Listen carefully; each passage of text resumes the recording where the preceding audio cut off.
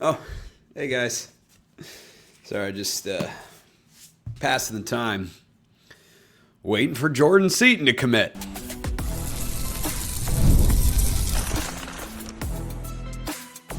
You are Locked On Ducks, your daily podcast on the Oregon Ducks. Part of the Locked On Podcast Network, your team every day.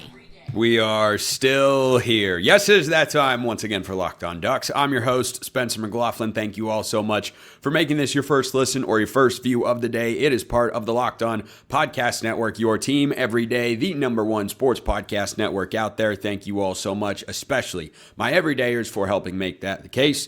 The Drew Mehringer offense, could it be different than the Will Stein offense? I will discuss on today's show some thoughts on Evan Stewart and something I would like to see this weekend. But for those of you on audio, you probably thought that I had taken a pause for some reason or that there was a glitch in the editing. No, I was reading a book. I was reading a book because, you see, like most of you out there, I'm just waiting and texting people. I might be doing that a little bit more than you all out there, but I'm refreshing and waiting and keeping my phone close. And all of a sudden, there's a new player at the card table. Maryland's gotten into the fold. So here's why I'm officially declaring this a saga. That doesn't mean that it's entirely negative, but this was the tipping point for me in this development. So Jeff Ehrman over at Inside MD Sports of 24/7 wrote a piece about Maryland's pursuit of Jordan Seaton. And this might surprise some of you to hear. Maryland? Maryland? What are you talking about? Okay, just let me come back to that in just a moment. The reason this has escalated now into saga territory, into the lore of off-season content territory, is that the Washington, D.C. native is trying to go on a visit to Maryland this week. How many of you have turned into the Becoming Your Parents ads and checked the weather in places that you aren't going to be this weekend? The East Coast is going to get hit with a large storm. And according to the report, there's a contingency plan in place for his visit if he's not able to travel to Maryland. He came out of IMG Academy in Florida when he was a 5-star high school recruit, but he grew up in the Washington, D.C. area. Now, that's part of the reason I think Maryland is able to throw their hat into the ring. But the other reason, and this is not the first time that I've brought this up on the show before. It's definitely been a while because we haven't been in recruitment season for quite a while. But Maryland, very sneakily, very quietly, has serious money. And I'm sure many of you, though not all, have seen the reports, rumors, speculation, whatever you want to call it, about how much money Jordan Seaton could command. He could very easily be, if we get actual numbers, because of how this is going, one of, if not the most expensive non-quarterback to change teams. We could even look back one day and say, this whole debacle, saga, continuation of events, whatever you want to call it, we could look back one day and say it drove up his price so much that even though he's a really good player, it wound up being a little bit higher than what the market should have ordinarily given out. But Oregon's still in the fold right there. And the timeline on this throughout the week, the up-down, I don't know that there's been a transfer recruitment like this in the Oregon era. I really don't. And I think because of it, because it just keeps on keeping on, quite frankly, I'll just warn you right now, this looks like it's dragging into next week. Now, it's the off season, so on the one hand, hey, that's great for me. I'll come up with some other clever introduction to the show next week if he doesn't commit over the weekend. On the other hand, I think we'd all like to know. But on the other hand, it's January. It's January, And if you're someone, and I'm sure there are a few of you out there that are tired of hearing about this stuff and are skipping to the second segment, don't go past the second segment, sip. If you go past the second segment, sip, what is even the point of watching this show? I don't even know at this point. So Maryland is now getting into the fold. Sneaky money, hometown connection. He took a visit to Mississippi State. Jaron Spohr of Locked On Mississippi State on his show not long ago said that Mississippi State is basically out of the running for Jordan Seaton. But the way that this has progressed throughout the week is LSU was all in, felt to at least a certain degree down there like they were going to get him. And then their classes, I think, officially started on Tuesday. There was a deadline that folks were theorizing. Well, the deadline on Tuesday, when that passed, that they're gonna get him, and then I was actually told earlier this week that Oregon, at one point this week, was seen as the favorite, and Oregon's very much in the running, and LSU still very much in the running. And now Maryland just new player at the card table. And I think that's actually a pretty apt analogy for the situation here. Because when you're playing a hand of poker, you're trying to figure out how comfortable you are putting more and more chips in and continuing to not fold. Each hand goes, but you look at your hand and say, well, what am I playing here? I'm not an expert. I just have a loose understanding of the rules, and I'm running with this today. You look at your hand and say, all right, I'll get to this point. I'll get to this point. But I don't know. If it goes over this dollar amount, I don't know. I've only got a pair of sixes here. That's not going to do it. Someone else might have more. And look, this could turn into a bidding war. Absolutely. I don't think that's an unreasonable guess. I don't think it's, the scene from Moneyball where Brad Pitt's character, Billy Bean, is trying to get Ricardo Rincon from Cleveland. And he's talking to the GM, who he's played a little bit behind the scenes. Says, I get the sense the market for Rincon is softening. I'd call who's interested and see if they're still interested. I don't think we've got that here. I think we've got the opposite. I think the market for Seaton is still heating up. Oregon's not backing down. LSU's not backing down. Miami in the mix as well. We know what Mario's capable of doing with offensive linemen. Francis Maui-Noah officially declared for the NFL draft. So I'm sure they've got guys on the roster they feel good about, like Oregon. And both clearly would prefer to have Jordan Seaton. And why wouldn't you? Why wouldn't you? Just the fact that the weather's coming into this. I mean, this is it's phenomenal stuff. Phenomenal stuff. So I think this is if I remember correctly, I think it's just 4 straight days. 4 straight days leading with Jordan Seaton. We'll see how long it goes. We'll see how long the streak can continue. So leave your thoughts in the YouTube comments below. If you can't tell, I'm feeling fine either way. I'll be stoked if Oregon gets him. I'll be bummed for a moment, but then realize what Oregon's got if they don't. And I'm just gonna have fun with this. This is a good time. This is a good time. This is a big time recruitment. This is a big time and that he could actually wind up at Maryland. That'd be crazy. That'd be crazy, but I've seen crazier things happen in college football. Indiana just won a national championship and went 16-0. That's the craziest thing I've ever seen. So no, Jordan Seaton to Maryland wouldn't be the wildest thing I've ever seen. Leave your thoughts in the comments below. Hit me up on Twitter, however you want to get in touch. What happens with the Oregon offense? Drew Mehringer is at the helm. What do we want from Drew Mehringer? I will talk about that coming up next. First, this episode brought to you by our friends at FanDuel. FanDuel is officially in playoff mode. Every game day during the NFL playoffs, FanDuel is giving customers even more ways to get in on the action. Because right now, every NFL playoff game day, FanDuel users get a profit boost pack waiting for them inside the app. Each game day, you'll see a pack loaded with multiple profit boosts you can apply to the bets you like the most. Open your profit boost pack first thing on game day and see what boosts you want to apply. The boosts let you lean into your game day instincts, those moments where you go, oh, I know it's going to happen. Oh, I've seen this before. Oh, I got to feel.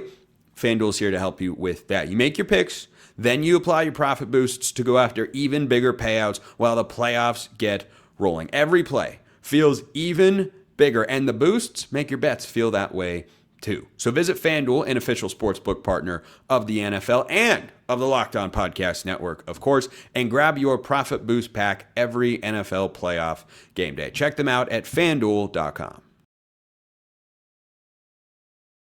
You're listening to Locked On Ducks. Thank you for making it your first listen of the day, and thank you for making Locked On the #1 sports podcast network out there. If you have not already, go check out our new Everydayer Club. Access to an ad-free audio feed for Locked On Ducks compatible with Apple Podcasts, Spotify, and every other major podcast app. Plus, you get other perks like discounts on merchandise, access to the audio version of Locked On Sports Today, and more. Check out the new Everydayer Club, link in the description below in this episode.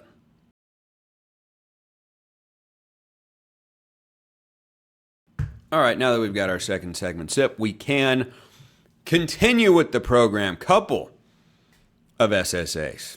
Back to the wide receiver. A lot of wide receiver chatter this week. And you know what? I'm here for it.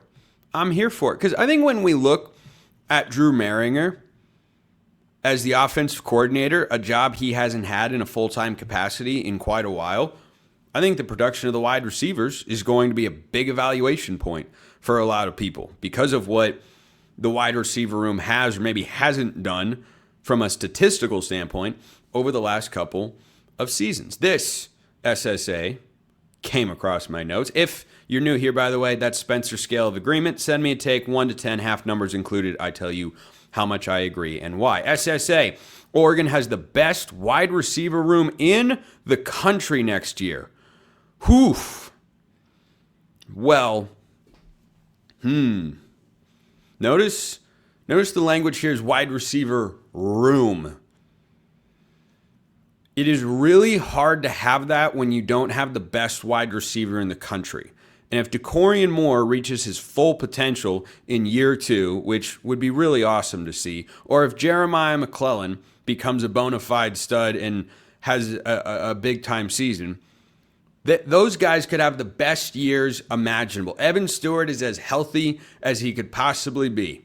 And guess what?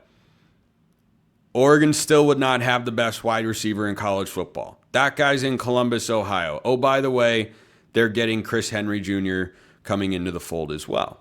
Now, the depth with Jalen Lott and Gatlin Bear coming in, 5-star true freshman, could be pretty tremendous. And don't forget about Iverson Hooks. I liked Oregon's receiver room a lot this year. I think the depth showed up in a big way. You know, to lose DeCorian Moore and Gary Bryant, the freshman phenom and the steady presence of a veteran like Gary Bryant Jr., and for the receiver room to still be as good as it was, that was a testament to how well they recruited and had guys ready to go. So bringing it back to the SSA, best in the country, if you'd said one of the best, that would be a 10. But you said the best. I got to stash that at a 3. That's a really high bar to clear. And again, any wide receiver room with Jeremiah Smith, probably the best one. Probably. I do love the wide receiver talent, though.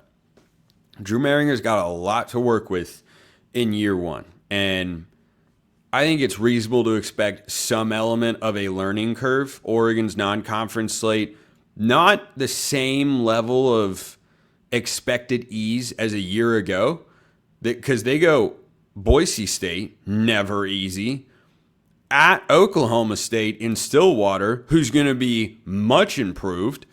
They brought over North Texas, that was the runner-up in the American Conference last year. And then you've got Portland State. That shouldn't be that hard. It's not that hard, Scott. Tell them, Wash. Okay. Moneyball lines are just, they're everywhere. They're everywhere in life. Moneyball lines are all around us, like the Force. Okay, I'm done. All right, here's another one. Because of the talent we have in the wide receiver room for the 26th season, I know obviously we have basically zero understanding of what Mehringer's offense will look like, but the 50-50 pass catchers we have, as well as Dante Moore's confidence, hopefully, good qualifier there, and relationships with the wide receivers, we could see over 30 to 40% more deep ball shots if the opportunities present themselves. And then he lists the 50-50 receivers as Evan Stewart, Decorey Moore, Jeremiah McLaughlin. And then part 2 is if we take more deep ball shots and actually land them like IU did, top 5 offense in almost every category. So let's start with the first part of it. This will be a really interesting case study for how a coach learns under another coach. Obviously, Will Stein has taught and showed, for better or worse, a lot to Drew Mehringer in the last 3 years. And Dan Lanning feels like it's enough to make Drew Mehringer the offensive coordinator at the University of Oregon. And I believe the Ducks are on a run of, would it be 7 straight that have become head coaches? Will Stein, Kenny Dillingham, Joe Moorhead became a head coach. Marcus Arroyo became a head coach. Cristobal was the OC under Taggart. Helfrich was the OC under Chip Kelly. Scott Frost became the head coach at UCF. Yeah, it's a pretty long list of guys that become head coaches. I hit that table way more at my desk more often than I should. But I think when a coach gets an opportunity like this, not that they didn't have a good working relationship before, but if you spend any amount of time around college coaches and observe these dynamics, you'll see that more than a few times, the coach that is at a lower level who doesn't make as many decisions, if given the opportunity, will indeed do things differently. I think there are going to be a lot of elements of Oregon's offense that look and feel the same from the last few years. I think the base foundation is going to be the same. That doesn't mean there can't be more of what you're talking about and what I do indeed want to see. You've got the talent, you've got the depth, you've got the quarterback. Be willing to push it down the field. And some of that does indeed fall on Dante Moore. I think one of the biggest criticisms you can have of Dante from this past year is at times he either didn't know where to look or didn't trust his eyes. It wasn't a theme all year long, or he wouldn't have been as productive and successful as he was, because he was great. We're nitpicking a little. This is just what it takes to go win a national championship. There were times against Texas Tech and Indiana where the opportunity is there and he doesn't let it go. And I think between the play calls and the design to get guys into one-on-one spots and also the individual coaching with Dante Moore, without having the exact numbers in front of me of how many passes Oregon threw that were 20 or more yards down the field, which is, the definition of an explosive, a run of 15 or more yards, a pass of 20 or more yards, 30 to 40% is a lot. But the actual numbers are not why I brought this up on today's show. So, yeah, I do wonder if Mehringer watched the offense the last couple of years and said, don't feel like we're doing this enough. And if he doesn't step in and make those sorts of changes, we might be having a conversation a year from now. But, yeah, so the first part of your take, I'll give you an 8 on that one. Second one, if we take more deep ball shots and actually land them like Indiana did, top 5 offense in almost every category. Can I wait and see what happens with the offensive line first before I answer this one? Because while I feel good about the O-line either way. So maybe our rushing takes a hit unless our running backs would hit the hole as hard as I use running backs. It's just a continuation of the question here. Top 5 offense in almost every category. Yeah, I'll give you a 7 on that one too. I think the talent is as good as you can ask for Oregon offensively. So Yeah, boy, this is the most submitted SSA or question right now. This theme, the wide receivers and the marriage of that with Drew Mehringer offensively. I'm here for it, by the way. Keep them coming. I'm definitely here for it. I think it is a non-zero topic of conversation for the Oregon. I think it's the number one question I have on the offense. That and Dante Moore. How are the wide receivers used? How does Dante Moore get him the ball? Those are the biggest questions. Did you want another segment about Evan Stewart? You're going to get one. First, this episode is brought to you by our friends at TurboTax. Tax season doesn't have to take over your life. This year, TurboTax is making it easier than ever to just hand things off and move on with your day. Nice and easy. With TurboTax Full Service, you can have your taxes done for you by a trusted local expert, start to finish, without the stress or the guesswork. Instead of spending hours trying to figure out forms, you can meet with a local TurboTax expert in person, or you can connect online. They handle everything from W-2s to self-employed forms and work to get you every deduction. TurboTax is here for you. You can upload your documents, go about your day, and get updates right in the TurboTax app. Huge time saver. Huge. For a limited time, you can have your taxes done by a local TurboTax expert for just $150, all in. If a TurboTax expert didn't file for you last year, just file by February 28th. Take taxes off your plate and get back to your life. Visit TurboTax.com/local to book your appointment today. Check them out at TurboTax.com/local. Another great SSA, wide receiver related. I've got a challenge for all of you. How many different wide receiver related SSAs can you come up with for the show? Go to work. Make sure you've listened to all the segments that I've done this week. Don't want to have any repeats here for my everydayers out there. But SSA, assuming Evan Stewart's 100% recovered and ready to play, he will have a Charlie Becker-like year. Slow start due to not playing for a year. I know Becker was a depth piece, so different circumstances, but turn it on in the latter part of the regular season and be a weapon come playoff time. Ooh, that's a good one. So, for a statistical reference, Charlie Becker's game log this year went like this. 1 catch for 4 yards, 2 for 35, 1 for 31, 2 for 35, 1 for 52. Then November 8th started, and it went like this. 7 for 1, and he had caught 1 touchdown in that entire time. 7 for $118, 5 for 108 and a score, 1 for 6 yards, random. Well, starters got pulled against Purdue. They won 56-3. 6 for 126 in the Big Ten championship game. 2 for 51 against Alabama. 2 for 48 against Oregon. 4 for 65 against Miami. Evan Stewart has shown a great ability in his time with the Ducks when you go back to 2024 to not just produce like this, but make the sorts of plays that Charlie Becker does, even though they're different sizes. Becker's a big body dude. He's 6'4", 204 pounds. You know, Evan Stewart is 6 foot, 6'1", but can make those sorts of contested catches. But that's not the spirit of the SSA take here. Could he have a breakout? Yeah. I actually think this is the best case scenario. Well, no, I won't say that. I'll say it's the most likely good scenario.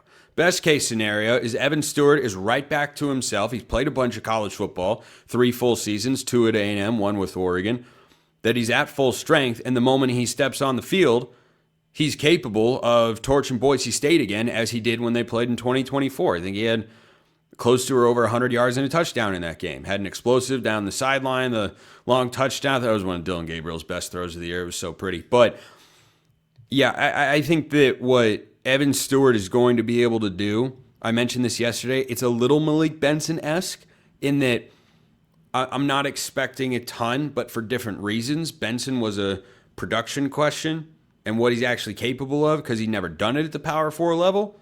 And with Evan Stewart, it's what are you after the injury? But if he gets back to, close to being full strength, I mean, that's a guy that could be the best receiver on the field. One that includes Iverson Hooks, DeCorian Moore, and Jeremiah McLaughlin. That 5 wide I mentioned yesterday. If everybody's at full strength, you could readily make the case that from a skill set and production standpoint, Evan Stewart is the best guy on the field. So yeah, best case scenario, he's 100% right when the season begins, and he and Dante Moore form an instant connection. I think there's a slight disadvantage from a statistical standpoint he's facing there that I think could also lead to a bit of a slower start as Dante Moore gets into a rhythm, figures out how he likes to spread the ball around, who he's looking to on the big plays. You know, Dante Moore's thrown it to DeCorian Moore a bunch. Dante Moore formed a great connection with Jeremiah McLaughlin, who I tabbed yesterday as a potential breakout candidate on the show. So I think that what Evan Stewart can bring to the table is big playmaking ability and a wide receiver that can make plays at all three levels. I think between the injury and that it'll be the first time working with Dante Moore, I'm going to give this one a 7.5, that he at least works himself into it, or it kind of eases back into the fold, and then all of a sudden there's a game, we don't know which one, where you go, up, there he is. Like Voldemort in Order of the Phoenix, he's back. Someone's got to stop me. I don't have a co-host, so no one to do that. Okay, something I'd like to see this weekend. For Oregon to beat Washington basketball. It's in Seattle, which has never been an easy place for Oregon to win. They've won a bunch of really close, tight games up there. I think of, last year in overtime, Biddle went crazy. Peyton Pritchard, the late three, major onions. Gosh, those were the days.